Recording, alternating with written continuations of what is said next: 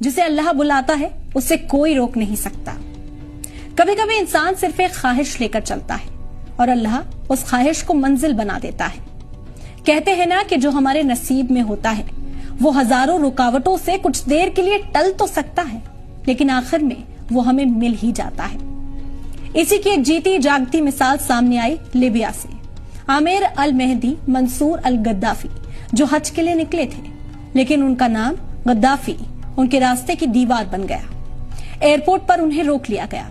वो checking process में उलझे रहे और फ्लाइट बोर्ड नहीं कर सके।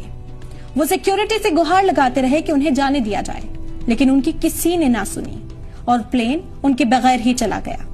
उनका दिल टूटा, आंखें भीग गईं, लेकिन यकीन बाकी था।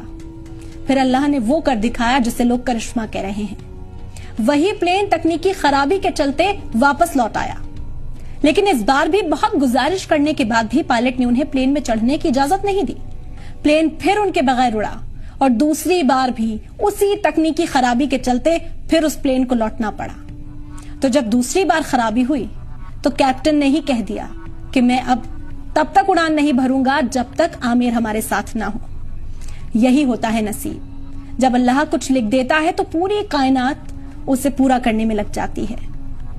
तीसरी बार वही फ्लाइट उसी आमिर के साथ मक्का रवाना हुई, क्योंकि अब वो सिर्फ एक मुसाफिर नहीं थे, वो अल्लाह के मेहमान बन चुके थे।